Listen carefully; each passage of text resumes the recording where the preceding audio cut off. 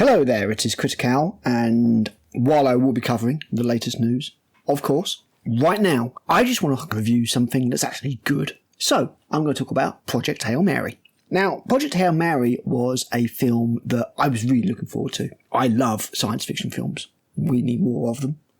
We need more thoughtful movies. Truly take us somewhere else and give us a sense of escapism. We need things, I hate to say it, like Star Wars. Just good Star Wars. And it's nice to see that we've got a science fiction film here that is science fiction. However, I wish that I'd not read the book in advance. Let me just fill you in a little bit. I watched The Martian when it first came out and thought, wow, this film is amazing. Really, really good. I was blown away by it in actual fact. Just at every aspect of it, I really, really enjoyed The Martian. I then sought out and read Andy Weir's novel, The Martian. As I read it, I realised what Drew Goddard had done to adapt the novel into a film screenplay. Obviously, there are changes that you do have to make. There's certain concessions that need to be made if you're translating a piece of creative media from one format to another. I understand that. I'm not naive. But I walked away from reading the book with the kind of impression of, it's mostly there. The book, the book had a bit more of the science in there, mechanics and the nuts and bolts of what would have needed to have been done. But Mark's story was more or less told in a way that made me appreciate the book a bit more, not resent the book for delivering material that I didn't get in the film. So, when I heard about Project Hail Mary, I sought out the book again, and I read the book first. And for me, this time round, this proved to be a mistake, because I think that I would have enjoyed Project Hail Mary more had I not read the book first. I think reading the book preconditioned me for watching the film. Upon reading Project Hail Mary and finishing the book, I straight away said, that's a harder story to adapt than The Martian was. It's not as straightforward. I'll be very interested to what they do. The film trailers had already shown there was a lot of comedy. Miller and Lord, obviously, are well known for their comedy beats, and they were on board as the directors. So I had some concerns. And after walking out of the film, I can say that those concerns were well-founded. I hate being right all the time. Let's just get into it. So I'll start off with a spoiler-free synopsis of the film. Then I'll tell you what I thought, both the good and the bad. The sun is slowly dimming, and if it carries on dimming the way it is, in about 20 to 30 years, life on this planet will be more or less unsustainable. The sun's not going to go out, it's too big. It's a massive burning ball of hydrogen, but there's something dimming the sun. And it's found out that it's some kind of parasite called an astrophage. Somewhere out in the galaxy, there's a sun that's not affected by this astrophage, and we send a crew to go and investigate, find out what's going on, and save the Earth. That's the long and short of it. The trailers have spoiled a few things which I'll mention, but if you want completely spoiler-free synopsis, there's your story.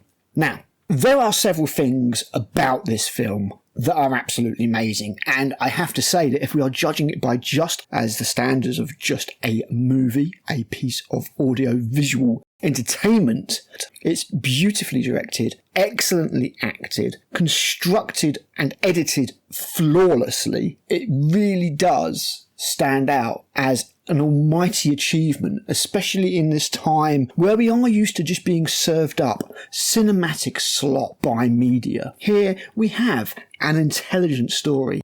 However, it is a story that is filled with heart, adventure, themes of companionship, bravery. Put quite simply, I had a great time in the cinema with Project Hail Mary. Ryan Gosling is affable enough and has that charm that allows him to slip into this everyman role. The film certainly is a little bit high on the comedy and a little bit low on the nuts and bolts science, much more so than The Martian, to the point that I could actually consider this a sci-fi comedy at times. It's not like the book, where every now and again there's a comedic sentence or a comedic delivery or something that's just slightly funny because of the miscommunication between people or something like that, or events. This is played as a comedy. There are multiple pratfalls and visual jokes. There are puns. It is just played very light-hearted. This is, I'm sure, down to the insistence of the directors. it doesn't make the film feel silly. That never happens at any stage because of the stakes. And because there are always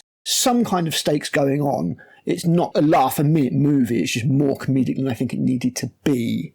But it does impact the delivery of what you see. It's certainly a lot more than was in the book. And this is where I feel that there are some problems with the film that are due to the adaptation of the material. For example, there are sequences that are missing from the book, probably for the reasons of time and brevity, although material that is not in the book is added elsewhere. Bits of the book have been sacrificed in order to deliver the film that they wanted to deliver. Some of these pieces of information pivotal to the story. Let me lead you an example. Just a very quick one. First 5 minutes of the film, so I'm not really going to consider it a spoiler. So what happens is our character, Ryan Grace, wakes up. He doesn't know what's going on. He can't remember his name. You know, he's long-haired and bearded, and he's stumbling about and all this kind of stuff as he tries to work out what's going on. Then he climbs a ladder and goes through a hatch while the computer is constantly asking him what's 2 + 2. He goes through the hatch and he sees that he's in space. And this all happens within 2-3 minutes of the film starting. Let me tell you how this plays out in the book. In the book, he wakes up and much the same. He doesn't know who he is. He can't answer basic communications. He can't talk. But the difference here is that he goes to the hatch and he can't go through the hatch because he's not coherent. He doesn't remember his name. The computer won't let him through until he remembers his name. And therefore, in order to work out what's going on, he has to use his innate abilities like science, because he's a teacher, to try and work out what's going on, why gravity feels wrong. He has to use his skills in order to work out that he's in space. Whereas in the film, it's delivered just by him looking through a window.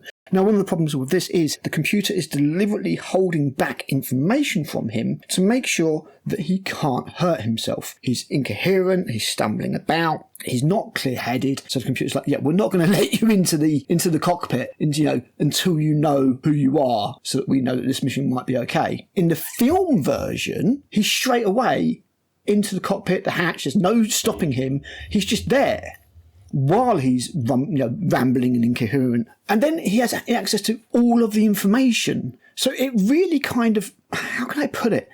Both the film and the book are told as a series of flashbacks by Ryland Grace, delivering a piece of information that he needs to proceed with the narrative, if that makes sense. In the book, it's made quite clear that these are happening at the time. In the film, you don't really get that. It's a flashback, delivering exposition that is required to the audience, not necessarily to Grace, which is where it falls apart a little bit.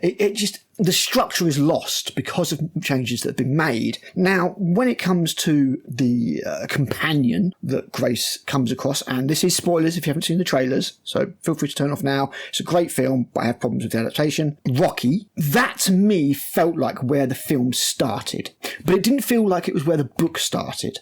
So you get a 40-minute odd period of the film where it feels like it's just trying to go through gears, trying to find some ground to get moving, and it doesn't really work. None of the actors' performances are enough to put you there, and it is when Rocky turns up that the film starts to really find its feet, which is ironic because Rocky has 5 of them. There is a certain amount of accomplishment regarding the movie. These films just aren't made like this anymore. There's very little CGI work.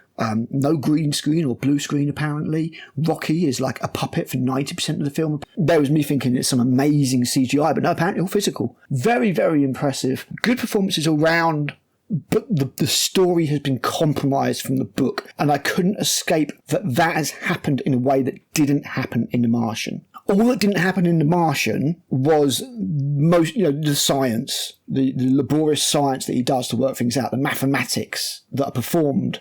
In Project Hail Mary, fundamental parts of the story are missing that needed to be there. Without those, something is lost in the adaptation, whereas I genuinely felt with The Martian, nothing was lost. I think The Martian is a far superior adaptation. There's a little bit added on the end of the film for drama. Other than that, it's pretty much across the board perfect. I can't say the same about Project Hail Mary. I really can't, unfortunately. I also don't think that, as good as Ryan Gosling is, I don't think he's right for Ryland Grace. He actually comes across a little bit clueless in the film. And again, I feel like some of this is reinforced by the fact that he does not get the chance to display as often as he does in the book his intellect. Now, I know we can't have entire scenes of him, just sitting there doing sums and working out all sorts of different physics problems. But even when it comes to his research on the astrophage, I mean, he's the one who names it. He does so much work on that in the book. In the film, he's just pulled into a meeting and again, just delivered a load of exposition. It's like, look, we know this happened one way in the book, but we need the audience to know it a different way here. And it's just not been executed as well. So Project Hail Mary is a very good film. In fact, it's probably exactly what cinema needs right now. This kind of film hasn't been made for a long time. A nice, traditional science fiction film with loads of heart, great interaction between a pair of characters, stakes, quite a lot of high-octane action in places, a lightness of tread that belies the overall, the world-ending stakes that are present. However, its over-reliance on comedy, I think, is a mistake. I love the way that the film is made. I love the way it looks. I love the way it is presented. You have to bear in mind that Ryan Gosling is carrying like 90% of the film on his shoulders. It's either him or him talking to a puppet. The flashbacks are quite short in nature. But mechanically, there is something wrong with the film as an adaptation. As a film, it works absolutely fine. But anybody who enjoyed the book, or anybody who read the book first, I think is going to struggle. This is one of those where I think I'd wished to have seen the film first and then checked out the book afterwards. And then find the book to be a superior experience. Unfortunately, having experienced the book first, I can only feel somewhat let down with the film. It gets a hearty recommendation from me. Please go see it. It deserves to do really, really well. It really does. And I do understand that you cannot adapt the book word for word into the film.